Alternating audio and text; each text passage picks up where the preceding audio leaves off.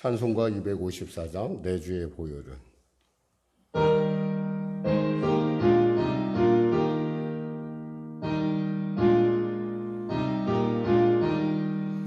내 주의 보혈은 정하고 정하다.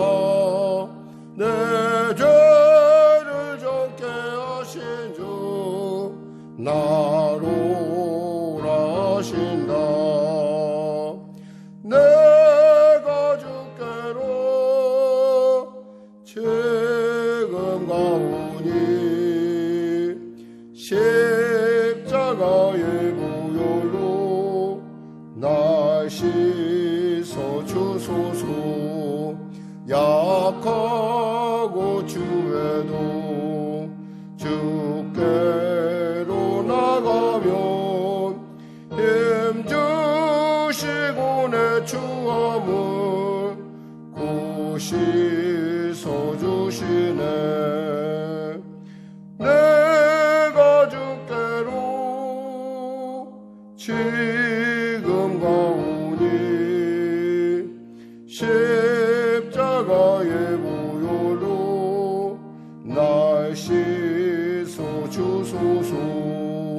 나로 하심은 온전한 믿음과 또 사랑함과 평안함 다 주려 함이라. 내가 주께로 지금 가오니 십자가의 보혈로 날 씻어 주소서. 큰 죄인 복받아 살 길을 얻었네. 한없이 넓고 큰 은혜 베풀어 주소서. 내가 주께로 지금 가오니 십자가의 보혈로 날 씻어 주소서. 그 피가 맘속에 큰 증거됩니다. 내 기도 소리 들으사 다 허락하소서. 내가 주께로 지금 가오니 십자가의 보혈로 날 씻어 주소서. 아멘. 하나님 감사합니다. 오늘도 하나님께서 귀한 아침을 주시고 이 아침에도 주님의 말씀 앞에 나왔습니다. 성령으로 깨닫게 하시고 성령으로 당신의 세미한 음성을 듣게 하여 주시옵소서. 복음 앞에서 당당했던, 그리고 복음 앞에서 주님을 기쁘시게 했던 바울의 삶의 아버지 그 마무리 여정 가운데 우리가 서 있습니다. 하나님, 우리의 삶이 언젠가 우리도 그와 같은 입장에 설 터인데 하나님 먼저 우리로 깨닫게 하시고 그의 삶을 통해서 우리를 보게 하면 하나님께서 우리에게 또 복음에 대한 우리의 태도, 그리고 복음에 대한 우리의 생각이 어떠해야 함을 우리로 알려주는 것인지 알게 합니다. 알게 하심을 감사합니다. 오늘도 귀한 말씀을 통하여 우리가 은혜 나누기를 원하는데 지혜와 계시의 영께서 함께하여 주시고 충만한 은혜를 부어 주시옵소서. 문제가 있는 자 있습니까? 해결받게 하시고, 병든 자 있습니까? 치료받게 하여 주시옵소서. 문제가 있는 자, 눌린 자 있습니까? 자유케 하여 주시옵소서. 길을 잃은 자 길을 발견케 하여 주시옵소서. 성령의 교회를 불쌍히 여기시고 도와주시고, 무엇보다도 나라 민족 가운데 코로나 대태가 속히 종식되고 또 새롭게 이 어려운 시대 가운데 전쟁의 소문이 속히 멈춰지는 은혜가 임하게 하여 주시옵소서. 아울러 우리 성도들의 일터와 삶 가운데 하나님의 도우심과 은혜의 역사, 회복의 역사, 승리의 역사 허락하여 주시옵소서. 오늘도 귀한 말씀 듣게 달려나왔습니다. 사랑하는 귀한 성도들, 영상으로 현장에서 예배 드릴 때 성령의 기름 부음이 넘치게 하여 주시옵소서. 감사하며 예수님의 이름으로 기도드립니다. 아멘. 하나님은 살아계십니다. 오늘 여러분과 은혜 나누실 말씀은 사도행전 26장입니다. 사도행전 26장. 사도행전 26장. 신약성경 233쪽입니다. 우리 하나님 말씀 같이 합독하겠습니다. 아그리빠가 바울에게 이르되 너를 위하여 말하기를 내게 허락하노라 하니 이에 바울이 손을 들어 변명하되 아그리빠 왕이여 유대인이 고발하는 모든 일을 오늘 당신 앞에서 변명하게 된 것을 다행히 여기나이다. 특히 당신이 유대인의 모든 풍속과 문제를 아심이니이다. 그러므로 이 말을 너그러이 들으시기를 바라나이다. 내가 처음부터 내 민족과 더불어 예루살렘에서 젊었을 때 생활한 상황을 유대인이 다 아는 바라. 일찍부터 나를 알았으니 그들이 증언하려 하면 내가 우리 종교의 가장 엄한 팔을 따라 바리새인의 생활을 하였다고 할 것이라. 이제도 여기 서서 신문을 받는 것은 하나님이 우리 조상에게 약속하신 것을 바라는 까닭이니 이 약속은 우리 12지파가 밤낮으로 간절히 하나님을 받들어 섬김으로 얻기를 바라는 바인데 아그리빠 왕이여 이 소망으로 말미암아 내가 유대인들에게 고소를 당하는 것이니이다. 당신들은 하나님이 죽은 사람을 살리심을 어찌하여 못 믿을 것으로 여기나이까? 나도 나사렛 예수의 이름을 대적하여 많은 일을 행하여야 될 줄 스스로 생각하고 예루살렘에서 이런 일을 행하여 대제사장들에게서 고난을 받아가지고 많은 성도를 옥에 가두며 또 죽일 때에 내가 찬송 투표를 하였고 또 모든 회당에서 여러 번 형벌하여 강제로 모독하는 말을 하게 하고 그들에 대하여 심히 격분하여 외국성에까지 가서 박해하였고 그 일로 대제사장들의 권한과 위임을 받고 다메섹으로 갔나이다. 왕이요 정오가 되어 길에서 보니 하늘로부터 해보다 더 밝은 빛이 나와 내 동행들을 둘러 비추는지라. 우리가 다다 땅에 엎드러짐에 내가 소리를 들으니 히브리 말로 이르되 사울아 사울아 내가 어찌하여 나를 박해하느냐. 가시체를 뒷발질하기가 내게 고생이니라. 내가 대답하되 주님 누구시니까? 주께서 이르시되 나는 내가 박해하는 예수라. 일어나 너의 발로 서라. 내가 내게 나타난 것은 곧 내가 나를 본 일과 장차 내가 네게 나타날 일에 너로 종과 증인을 삼으려 함이니 이스라엘과 이방인들에게서 내가 너를 구원하여 그들에게 보내어 그 눈을 뜨게 하여 어둠에서 빛으로 사탄의 권세에서 하나님께로 돌아오게 하고 죄사함과 나를 믿어 거룩하게 된 무리 가운데서 기업을 얻게 하리라 하더이다.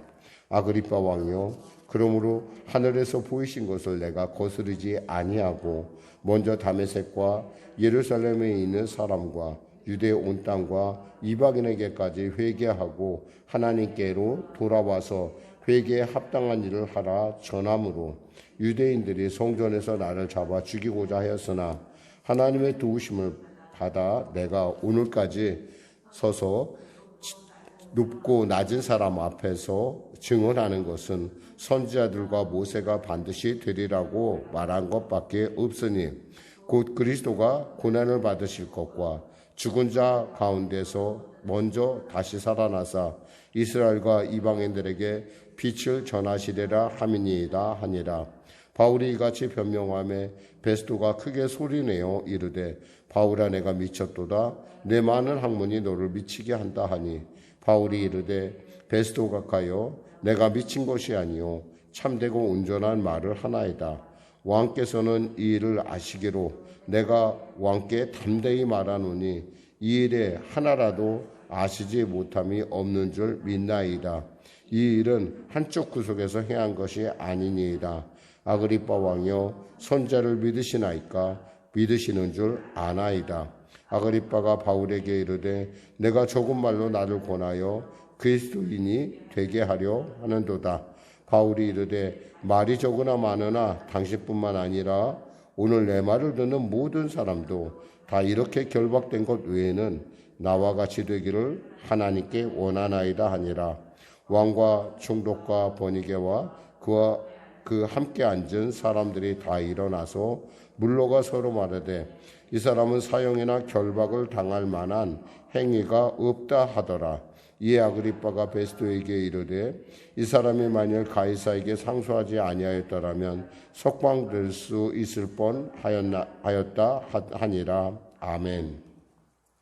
오늘 저는 여러분과 함께 본문 말씀 중에 24절에서 29절 부분을 갖고 은혜 나누도록 하겠습니다.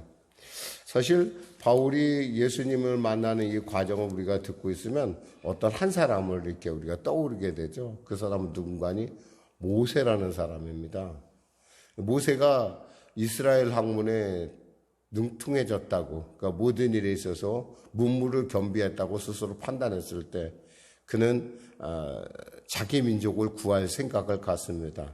그러니까 그가 40세 되었을 때 드디어 이제 내가 정말 이제 이 민족, 나의 압박받는 내 민족을 구원해야겠다라고 나서죠.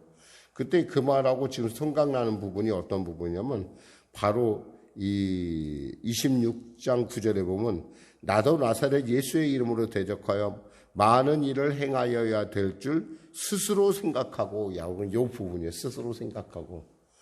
분명히 모세는 스스로 생각할 때 내가 이쯤 되면 내가 민족을 구원할 만한 사람이 됐어라고 생각을 해요.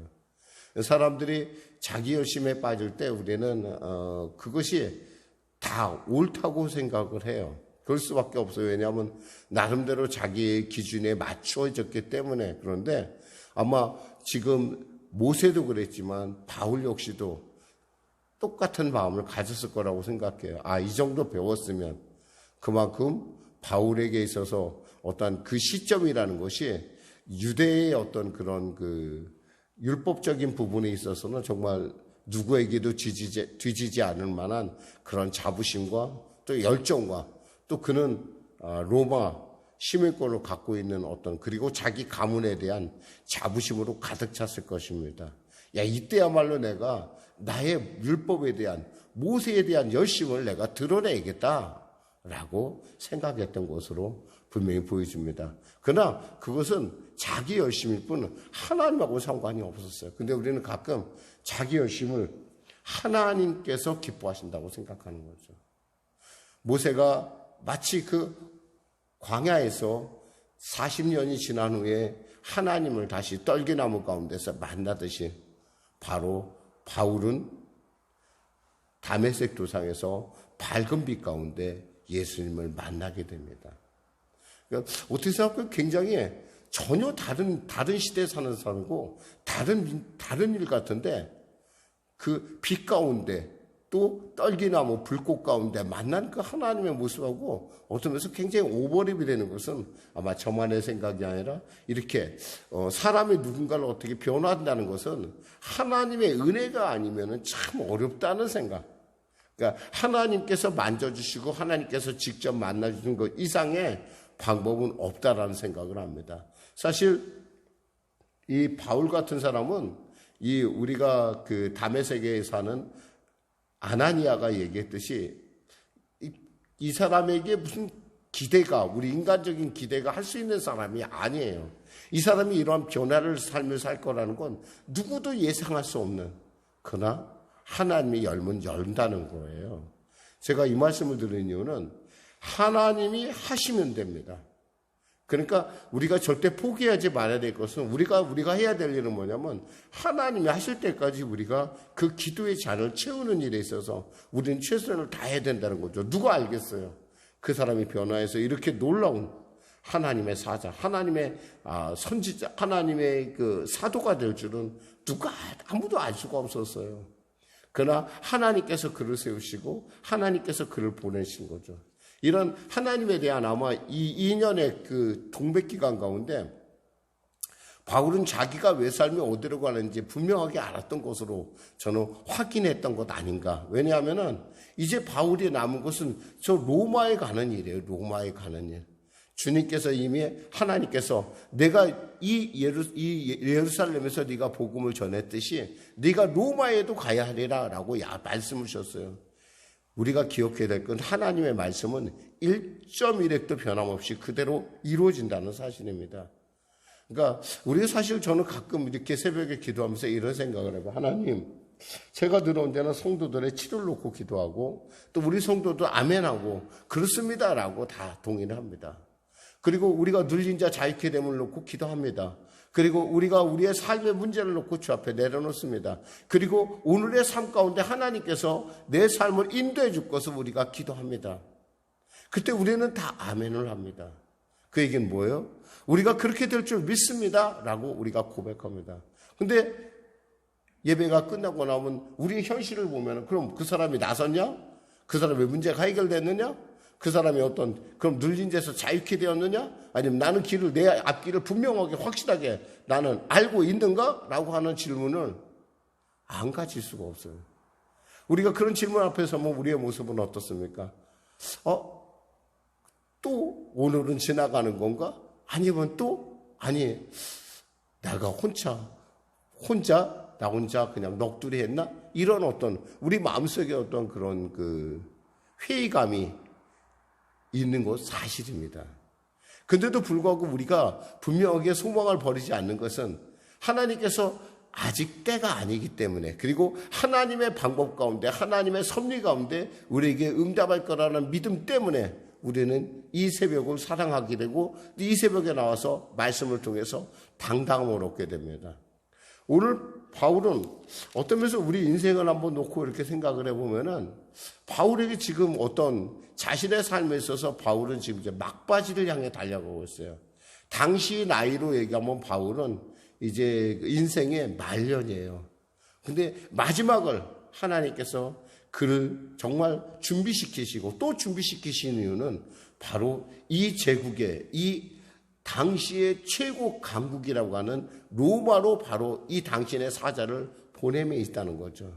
그래서 제일 먼저 나타난 것이 뭐냐면 바로 이 베스토라고 하는 총독과 그리고 당시에 이 유대의 모든 권력을 대변한다고 하는 아그리빠라고 하는 사람 앞에서 자신의 복음을 변증하는 일이었어요.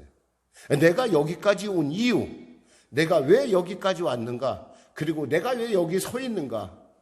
사실 신문을 당하는 건 누굽니까? 바울이죠. 신문하는 사람은 누구예요? 베스토와 아그리빠입니다. 그리고 그 주위에 서 있는 많은 참관인들이겠죠. 근데 지금 입장이 전혀 바뀐 것 같습니다. 마치 바울은 당신들이 알지 못하는 세계에 대해서 내가 전하겠다. 당신들 예수 믿고 구원받아라, 이런 뜻이에요. 그러니까 여기서 핵심적인 단어 중에 하나는 뭐냐면 29절에 나오는 바울이 이르되 말이 적으나 많으나 당신뿐만 아니라 오늘 내 말을 듣는 모든 사람들도 다 이렇게 결박된 것 외에는 나와 같이 되기를 하나님께 원하나이다 하니라. 내가 이렇게 결박당하고 당신 앞에 신문 받는 거 이거 외에는 당신 다 나같이 예수 믿었으면 좋겠습니다.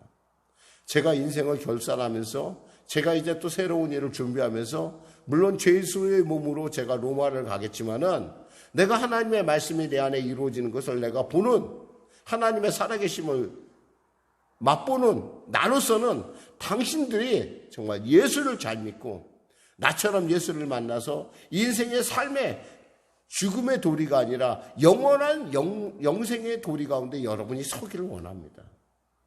여러분이 회개하고 회개에 합당한 일을 행하는 그런 일. 이 사건의 주도는 누구예요? 주인은 누구냐면 바로 바울이라는 거예요. 그들은 바울의 신문을 듣고 지나가는 많은 사람 중에 하나였을지 몰라요. 그들에게 하나님께서는 지금 바울을 통하여 구원의 문을 활짝 여신 거예요. 그런데 어때요? 들을 수 있는 사람만 들리는 것이 복음이라는 거예요. 아마 그 중에 어떤 사람은 바울의 이 간증을 통해서 구원받는 사람이 있었을 거예요. 그 중에 어떤 사람은 정말 저 사람이 저렇게 목숨을 걸고 저 사람의 삶을 걸고 저렇게 얘기하는 그 예수에 대해서 나도 좀 알고 싶다라고 하는 마음의 소원이 있었을 거예요. 그러나 실제로 그 자리에 있던 많은 사람 중에 변화됐다는 이야기는 이 안에 숨어 있지 않아요. 말도 안 하고 있지 않아요. 그 중요한 건 뭐냐면 우리 예수 믿는 사람은 어디야든 간에 믿음으로 담대히 하나님 앞에 나갈 뿐만 아니라 믿음으로 우리의 믿음을 표현할 기회가 있다면 때를 어떤지 못 어떤지 우리는 복음을 증거해야 된다는 사실이에요. 왜? 그것이 내가 여기 있는 이유고 그것이 여러분이 이 아침에 있는 이유라는 거예요. 오늘 삶의 현장에서 여러분들은 여러 가지 많은 여러분들이 기도를 제목을 갖고 왔을 것이고 또 기도 가운데 여러분 설 것입니다. 어떤 기도는 바로 응답되는 것도 있을 것이고 어떤 기도는 세월을 두고 오랫동안 주님께서 기도의 잔을 채우는 기도의 제목도 있을 거라는 겁니다. 그 중에는 여러분들이 볼 때 도대체가 이게 터무니가 없어 보이는 기도 제목도 있을 거예요. 그러나 포기하지 말라라는 거예요. 마음의 소원을 주시는 하나님께서 여러분에게 마음의 소원을 줄 때는 그 소원 가운데 하나님께서 반드시 하나님의 뜻과 방법이 있다라는 거예요. 다만 우리에게 있어서는 바울이 이제 로마로 가는 과정 가운데 있듯이 우리에게는 하나님의 때를 기다리는 그러한 수다림에 그리고 믿음에 그리고 하나님을 기대하는 마음이 우리의 태도 가운데 우리의 말 가운데 우리 생각 가운데 있어야 한다는 거예요. 결코 현실 가운데 우리가 지금 이것이 이렇다 저렇다 우리의 짧은 스스로의 판단 가운데 설 일이 아니라는 얘기죠. 말씀 맺겠습니다. 사실 바울은 그 당시의 법에 의하면 아무런 저촉받을 만한 일을 한 적이 없어요. 아마 바울이 스스로 돌이켜보면서 내가 과연 이 일이 내 일생을 걸 만큼 귀한 일이었을까? 아마 그런 자신이 썼던 편지들, 여러 가지 많은 편지들을 다 한번 자신이 보냈던 편지들과 그가 알았던 그 복음의 현장에서 일어나는 일들을 다 아마 주며든 같이 그는 아마 이 말씀을 전하면서 그의 마음 안에서 하나님께서 깨닫게 하고 결국 내가 가는 이 길이 결코 헛된 길이 아니었구나. 이것이 바로 생명의 길이요 영생의 길이었구나. 이것이야말로 하나님이 원하는 길이었구나라고 하는 어떤 믿음의 담대함을 우리가 느낄 수가 있습니다. 이에 대해 베드로는 뭐라고 합니까? 야, 네가 미쳤다. 네가 미쳤다. 아마 베드로는 바울에 대해서 이미 알았을 것입니다. 그가 어떠한 배경을 갖고 그가 어떠한 참으로 스스로가 그것이 열심이라고 생각할 정도로 그가 얼마나 완성된 사람이고 완성된 학자이고 완성된 또 행동주의자며 완성된 율법주의자라는 것을 그는 분명히 그 역시도 알았을 거예요. 그러니까 뭐라고 얘기하냐면 베드로가 뭐라고 얘기하냐면 이런 얘기를 하면 24절에 많은 학문이 너를 미치게 한다.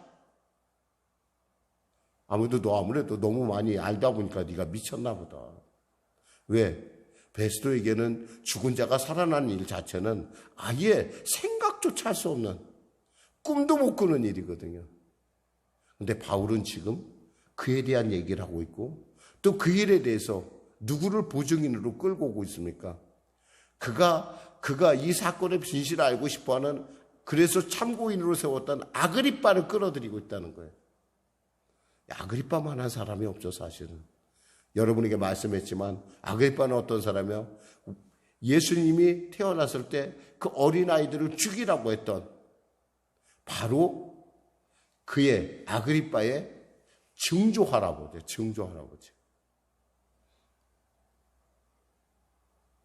그리고 그의 아버지, 그리고 그의 할아버지, 그리고 그의 아버지. 이렇게 지금 4대에 걸쳐서 지금 이 아그리빠에 이뤘기 때문에 그들은 예수에 대해서 누구보다 잘 알고 예수님이 부활에 대해서 누구보다 잘 아는 이미 교육된 바 있는 그런 사람이라는 거예요. 그러니까 그를 통해서 얘기를 하는 거야. 그런 말이 있지 않습니까? 왜? 이 아그리빠는요, 예루살렘에 제사장을 세울 수 있는 권리가 있는 사람이에요. 이 사람이 제사장의 그 안위를 결정하는 사람이라는 거예요. 근데 그냥 제사장 세우겠어요? 나름대로 자기의 기준을 갖고, 그가 비록 이두메 사람, 즉 에돔 사람이긴 하지만 자신의 어떤 자기 어머니가 유대 여자의 출신을 타고 태어났지만 이런 부분에 있어서 그는 분명하게 확실한 그런 자기의 그 분봉왕으로서의 그 태도를 갖고 있다라는 거예요. 기존 기시를 갖고 있다는 거죠. 그러면서 끌어들이면서 얘기하는 거예요. 죽은 자가 살아나는 것? 당신들은 불가능할지 몰라도 우리 하나님이 하시면 하십니다. 라고 얘기를 하는 거예요. 그러자 아그리빠가 뭐라고 얘기합니까? 네가 조금 말하고 나를 그리스도인이 되게 하려 하는구나. 야, 그 조금에 어떻게 나를 그리스도인이 되게 하느냐? 결론은 누가 내려요? 하나님이 내리는 거예요. 우리가 해야 될 일은 때를 어떤지 뭐든지 우리의 자리에서 내가 만난 하나님, 내가 누린 하나님, 그 하나님을 전하는 것이에요. 그리고 그것에 대한 심판은 누가 해요? 하나님이 하시는 거예요. 우리가 하는 게 아니에요. 우리 때를 어떤지 뭐든지 여러분 모두가 오늘 삶의 현장에서 정말 예수의 증인으로서 회개의 은혜를 받은 자답게 회개의 삶을 살 때 여러분의 복음에 놀라운 가치, 여러분의 오늘까지 이룬 이 모든 것들의 의미가 될 줄, 영적 의미, 그리고 여러분이 앞으로 가야 될 분명한 길 가운데 이정표가 될 줄 믿습니다. 기도하겠습니다. 하나님 감사합니다. 말씀을 전했습니다. 우리가 미친 것이 아니라 우리가 복음의 온전함 가운데 서 있는 자인 것을 압니다. 하나님 세상을 우리를 가리켜 예수쟁이다 혹은 미쳤다 얘기합니다. 그러나 하나님의 때가 되면 그들 역시도 우리와 같이 우리가 전하는 예수에 대해서 분명히 알 줄 믿습니다. 내 삶이, 내 언어가, 내 생각이, 나의 태도가 하나님께 영광되는 오늘의 삶이 되게 하여 주시옵소서. 예수님의 이름으로 기도드립니다. 아멘. 우리 말씀 생각하고 찬양하고 기도하겠습니다. 찬송가 499장입니다.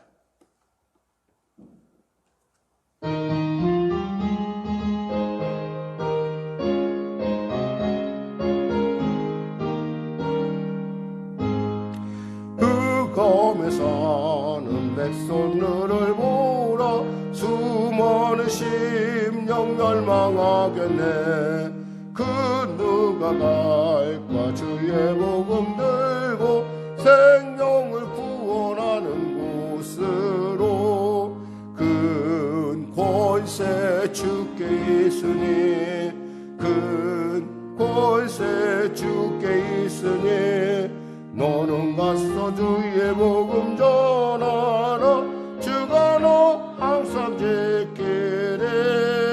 온천하 만민 승리의 그날에 영광과 찬송 주께 드리네.